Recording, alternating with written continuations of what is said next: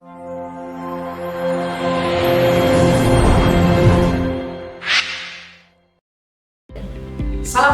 warahmatullahi wabarakatuh. Selamat pagi, salam sejahtera untuk kita semua. Perkenalkan saya Sumayana dari program studi PGSD Fakultas Ilmu Pendidikan Universitas Negeri Malang.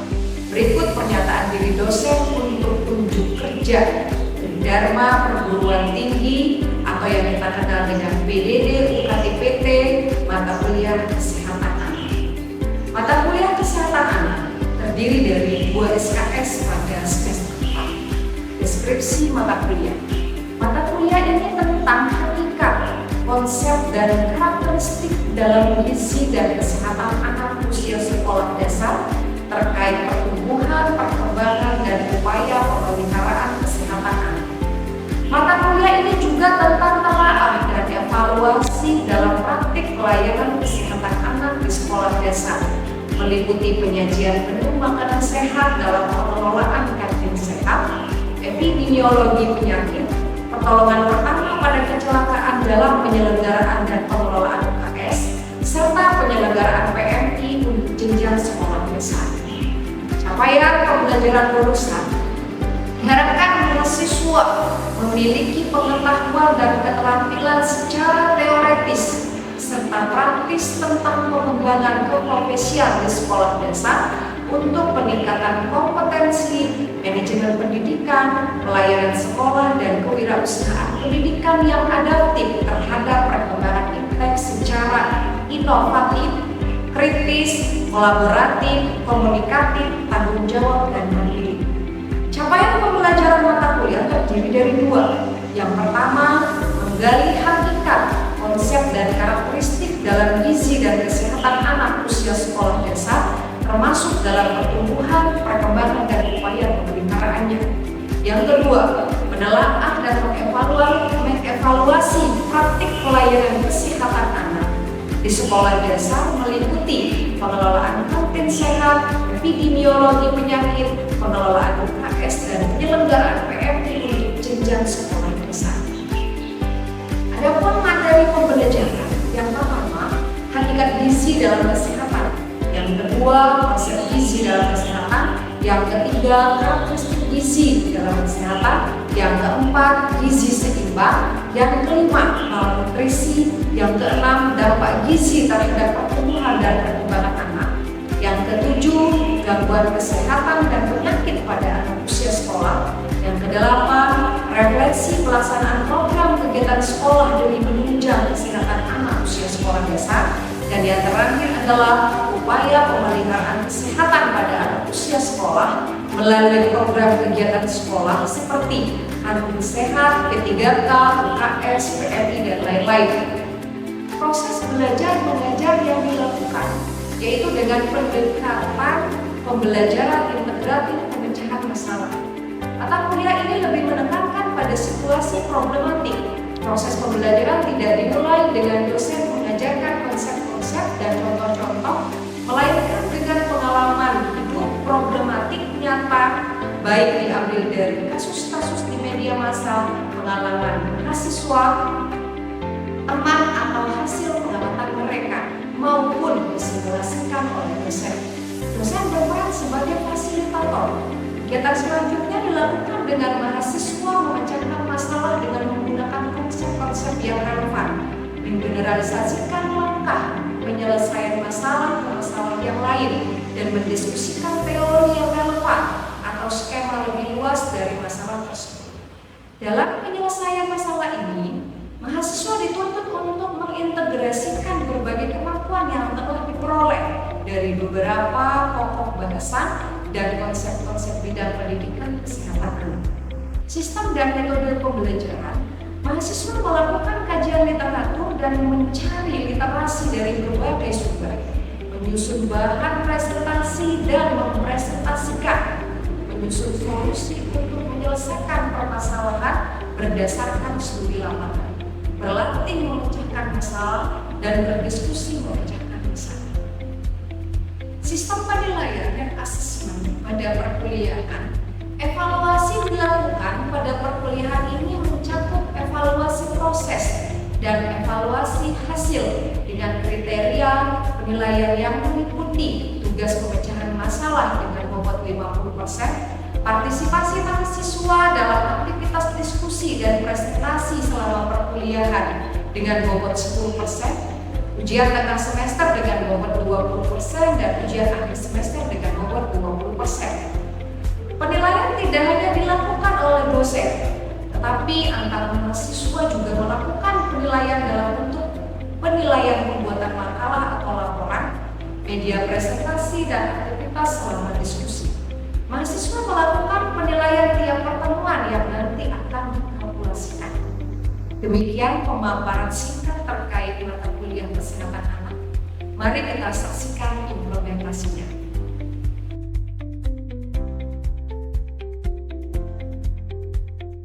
Assalamualaikum warahmatullahi wabarakatuh. Waalaikumsalam warahmatullahi wabarakatuh. Selamat siang, salam sejahtera untuk kita bersama. Ya, pada hari ini kembali kita berjumpa di mata kuliah kesehatan anak di pertemuan kita yang ke-9. Baiklah adik-adik, sebelum perkuliahan kita mulai, marilah kita berdoa. Silakan berdoa sesuai dengan kepercayaan dan keyakinan masing-masing. Berdoa dimulai.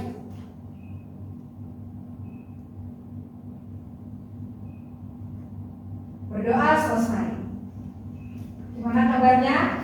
Alhamdulillah baik.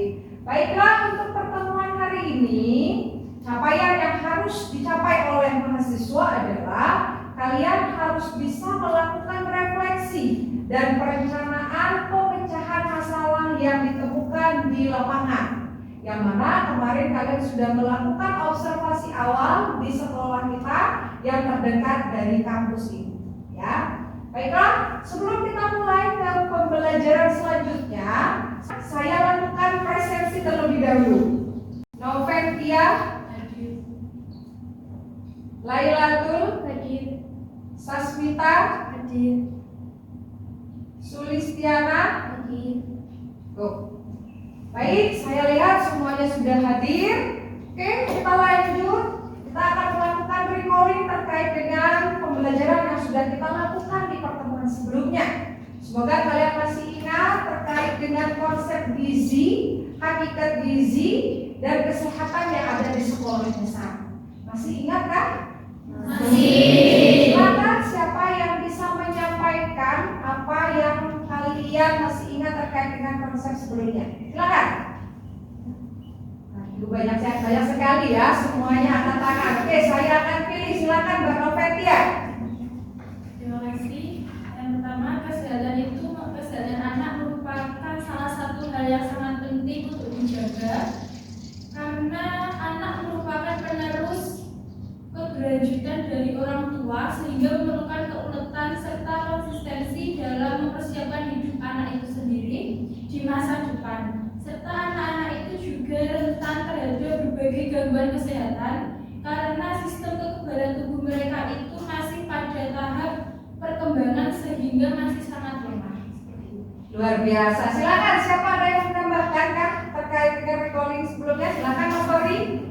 Kali ini perlu perhatian khusus terutama dalam aspek gizi, kebersihan diri, dan lingkungan tempat tinggal mereka. Dengan peran orang tua, tenaga medis, dan pemerintah dalam menyediakan layanan kesehatan dan sumber daya yang mendukung anak secara menyeluruh, serta upaya preventif yang diberikan dapat mendukung anak tumbuh dengan sehat dan produktif di masa depan. Baik, terima kasih atas pengetahuan yang masih kalian tanamkan ya terkait dengan materi sebelumnya. Baik, untuk memulai perkuliahan hari ini, izinkan saya menyampaikan materi terkait dengan teori-teori pemecahan masalah menurut para ahli. Di sini saya berikan ada 5 teori pemecahan masalah oleh para ahli. Yang terdiri dari yang pertama adalah teori Polya. Teori Polya itu memberikan 4 strategi dalam pemecahan masalah. Yang pertama adalah memahami masalah. Yang kedua adalah merencanakan strategi. Yang ketiga adalah melaksanakan rencana. Dan yang terakhir adalah mengevaluasi hasil. Itu dari teori Polya. Untuk yang kedua, teori dari Skinfold, yang pertama adalah sebelum pemecahan masalah. Kemudian yang kedua adalah selama pemecahan masalah, dan yang ketiga adalah setelah pemecahan masalah. Teori yang ketiga yaitu dari teori Krolik-Rudnick. Krolik-Rudnick itu memiliki 5 pemecahan masalah. Strateginya yang pertama adalah membaca dan berpikir. Yang kedua adalah eksplorasi. Yang ketiga adalah memilih strategi. Yang keempat adalah mencari jawaban. Dan yang terakhir adalah meninjau dan mendiskusikan. Teori yang keempat yaitu teori Winkelried. Itu ada 4 strategi pemecahan masalahnya. Yang pertama adalah memahami masalah. Yang kedua menganalisis masalah. Ketiga adalah merumuskan strategi. Dan yang terakhir adalah memverifikasi solusi. Kemudian teori terakhir adalah Art and Armond. Itu ada 7 strategi pemecahan masalahnya. Yang pertama adalah membaca, memahami, menganalisis, eksplorasi, rencana, penerapan, dan verifikasi. Jika kita telaah teman-teman, dari kelima teori pemecahan masalah ini sebenarnya dia memiliki tahapan yang hampir sama. Ya, coba nanti kalian telaah kembali. Sekarang posisi kalian adalah di pembelajaran ini diharapkan kalian sebagai pemecah masalah yang dialami di sekolah kita, gitu ya. Baik, itu saja untuk teori pembuka pada perkuliahan hari ini. Selanjutnya saya meminta kalian untuk duduk berkelompok.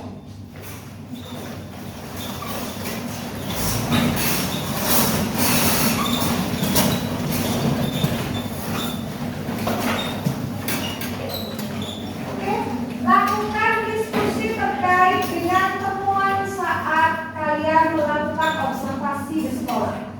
Silakan.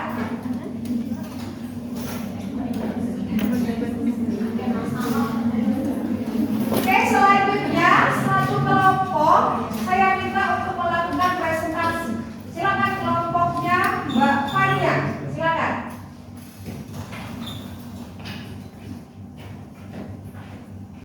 Assalamualaikum warahmatullahi wabarakatuh. Waalaikumsalam warahmatullahi wabarakatuh. Teman-teman, di pagi menjelang siang ini izinkan kami untuk memberikan beberapa temuan kami setelah observasi di SDN 1 kemarin. Nah, pada kali ini kita akan membahas terkait dengan analisis permasalahan kesehatan anak di kelas 5 SDN 1 Kota Blitar. Namun sebelumnya izinkan kami untuk memperkenalkan anggota kelompok. Yang pertama dengan Mbak Andir. Saya Nadia Fisya-Oktaria. Saya Fani Aldira. Saya Fadil Degova. Saya Alifah Yuna Musnesi. Saya Susiana Hadika Putri. Baik, sudah sambil lama-lama langsung saja kita masuk ke inti materinya. Kalau di pertemuan 8 kemarin kita sudah dijelaskan oleh Ibu Yana terkait dengan bagaimana gizi, kemudian gambaran umumnya, perkembangan anak ini seperti apa. Kemudian kita dijelaskan untuk observasi ya teman-teman. Nah, berdasarkan apa yang telah kami temukan di lapangan, ada 3 core point yang menjadi permasalahan kesehatan anak di SD. Yang pertama, ada kebiasaan tidak sarapan pada siswa. Nah, berdasarkan observasi kami, ada 14 dari 21 anak itu yang tidak sarapan. Berarti kan ini sudah termasuk menjadi hal yang harus kita fokuskan seperti ini ya teman-teman. Karena berdasarkan penjelasan kemarin, sarapan itu adalah salah satu esensi yang paling penting sebelum kita menjalani kegiatan belajar mengajar. Itu berpengaruh kepada kefokusan seorang siswa untuk menerima informasi. Nah, disitulah letak permasalahannya. Kemudian yang kedua, ada kurangnya kesadaran mencuci tangan pada siswa. Padahal mencuci tangan ini adalah bisa menjadi dikatakan salah satu hal yang paling esensial untuk penerapan pola hidup sehat seperti itu. Nah, kenapa ini dikatakan sebagai salah satu masalah? Karena berdasarkan temuan kami juga banyak dari antara siswa-siswa itu yang belum terbiasa mencuci tangan. Padahal ini kan bisa menjadi salah satu hal yang menyebabkan penyakit yang nanti pada akhirnya juga akan mengganggu belajar seperti itu. Nah, inilah kemudian letak permasalahannya. Yang terakhir ada rendahnya konsumsi sayur pada siswa. Sayur itu adalah salah satu hal yang penting untuk pertumbuhan dan perkembangan siswa. Nah, kalau konsumsi sayurnya rendah, berarti kan di sini ada kesenjangan itu yang menjadikan masalah. Itulah yang kemudian menjadi titik masalah yang kami temukan di SDN Kauman Sampurna kita. Selanjutnya bisa dilanjut untuk program-programnya. Program yang dijalankan di sekolah ada 4. Yang pertama bekal sehat, yang kedua penyuluhan, yang ketiga kaden sehat, dan terakhir UKS. Selanjutnya silakan. Lalu selanjutnya yaitu ada 3 upaya peningkatan kesadaran hidup sehat di lingkungan sekolah. Yang pertama yaitu strategi peningkatan sarapan bergizi. Yang kedua yaitu ada peningkatan konsumsi sayur melalui pendekatan kreatif. Dan yang terakhir yaitu ada membangun budaya cuci tangan siswa. Baik teman-teman, di sini kelompok kami sudah selesai mempresentasikan terkait analisis permasalahan kesehatan anak kelas 5 di SDN Kauman 01 Kota Blitar. Izinkan saya untuk membuka ruang diskusi terkait program apa saja yang bisa diusulkan untuk sekolah. Untuk kelompok diizinkan untuk angkat tangan yang ingin menyampaikan.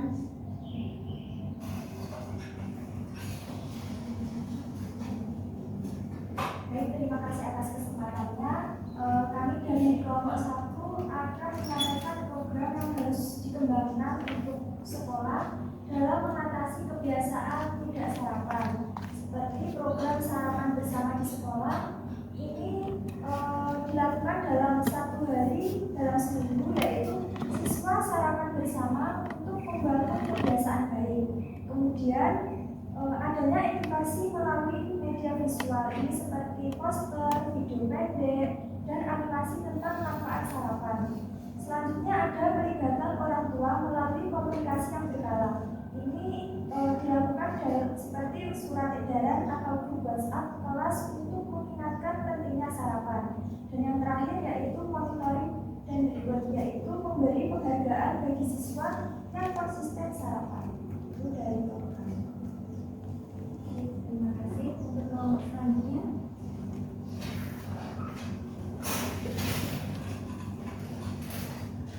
Baik, terima kasih. Di sini saya bersama kelompok izin menambahkan terkait upaya untuk memecahkan masalah yang sudah ditemukan tadi, yaitu mengenai rendahnya kesadaran cuci tangan oleh peserta didik. Jadi menurut kami sebagai upaya pemecahan masalah dapat dilakukan yang pertama yaitu membuat pojok cuci tangan yang menarik dan ramah anak. Pojok cuci tangan ini dapat dibentuk seperti wastafel yang memuat yang dilengkapi dengan informasi terkait pentingnya cuci tangan dengan gambar yang menarik. Kemudian dapat menggunakan lagu atau jingle cuci tangan sehingga peserta didik dapat memahami cara cuci tangan yang benar. Selanjutnya ada simulasi rutin dan kampanye mingguan. Simulasi rutin ini dimaksudkan seperti mengajak anak-anak bersama untuk mempraktikkan bagaimana gerakan dari cuci tangan tersebut dapat berbantuan jingle yang tadi. Kemudian ditambahkan dengan melibatkan siswa untuk menjadi duta cuci tangan sehingga nanti duta cuci tangan ini dapat menjadi pengingat untuk teman-temannya supaya lebih rajin mencuci tangan. Mungkin itu tambahan dari kelompok kami. Terima kasih.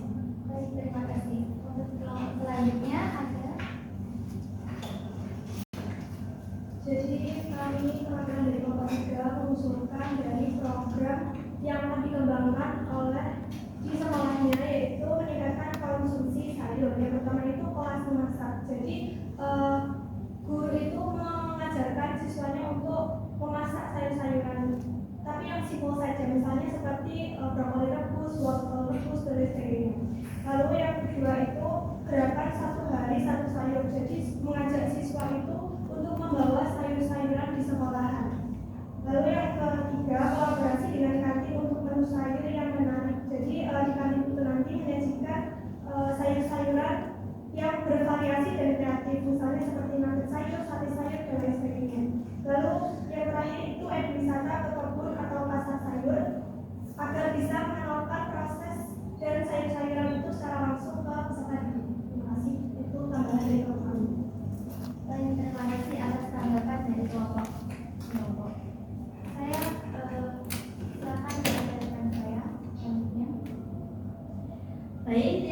banyak atas partisipasi teman-teman untuk menyampaikan di sesi diskusi.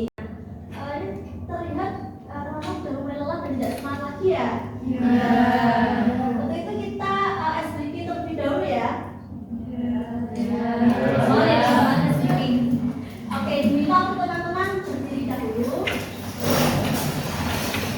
Jadi di sini saya akan menjelaskan terlebih dahulu terkait SBQ-nya. Nah, SBQ-nya nanti saya akan bernyanyi sekaligus memperagakan gerakan. Nah, teman-teman bisa mengikuti gerakan dan nyanyian yang saya sampaikan. Untuk judul dari SBQ-nya yaitu saya sehat, saya senang.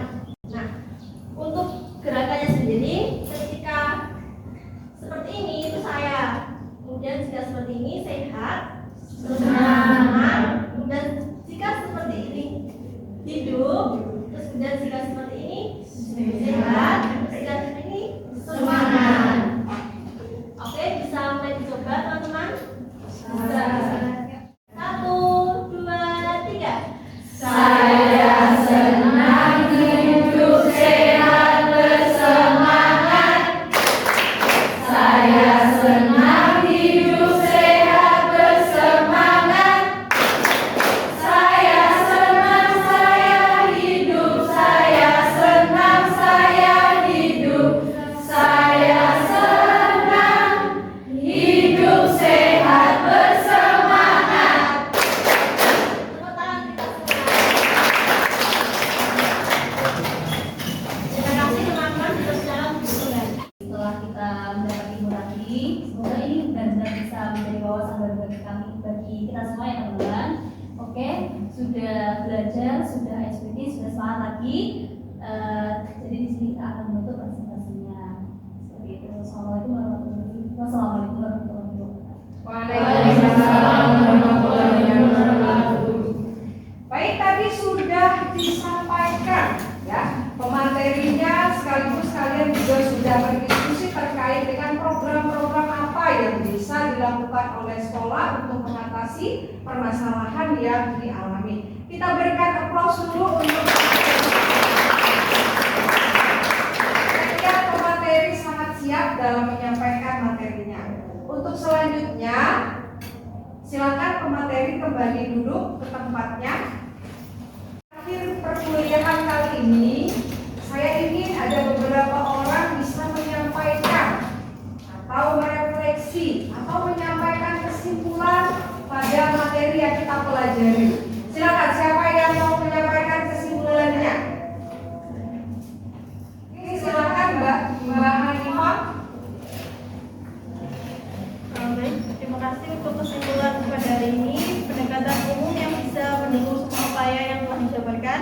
Yang pertama ada kegiatan ekstrakurikuler bertema gizi dan kesehatan. Yang kedua, integrasi materi gizi dan hidup sehat dalam pembelajaran. Yang ketiga, pelatihan guru dan warga sekolah tentang perilaku hidup bersih dan sehat. Dan yang terakhir, kolaborasi dengan Puskesmas atau ahli gizi untuk program sekolah sehat. Baik, terima kasih. Kita berikan aplaus. Selanjutnya, kembali seperti biasa, kalian melakukan penilaian terhadap kelompok yang presentasi. Silakan di-scan barcode-nya pada layar.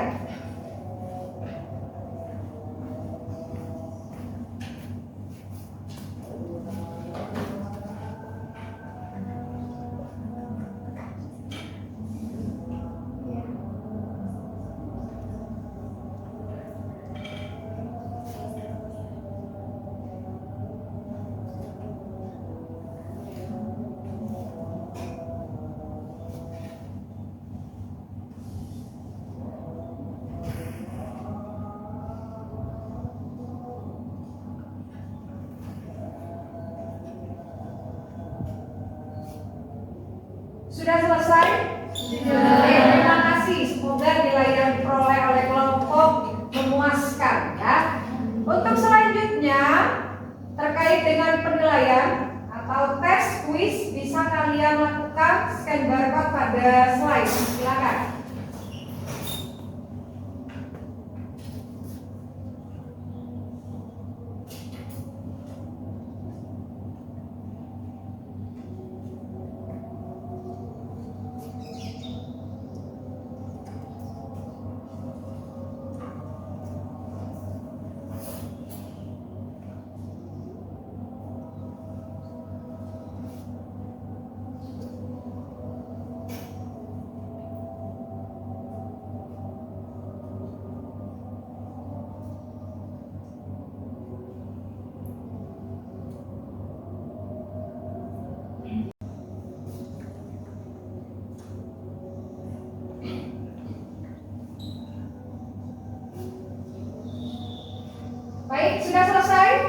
Nah, terima kasih. Gimana? Bisa jawab kah? Bisa. Gampang kan ya? Kalau kalian mengikuti perkuliahan hari ini dengan baik, saya yakin pasti kalian bisa untuk menjawabnya. Untuk selanjutnya di pertemuan kita minggu depan kembali kelompok 2 mempresentasikan apa yang telah ditemukan di sekolah, ya, sekolah yang ada di Kota Blitar. Kemudian nanti kembali lagi kelompok lain bisa membantu memberikan alternatif solusi yang bisa dilakukan oleh sekolah tersebut. Bisa dipahami? Bisa. Sekian dari saya, kurang lebihnya saya mohon maaf jika ada kesalahan maupun perbuatan, mohon dimaafkan. Assalamualaikum warahmatullahi wabarakatuh.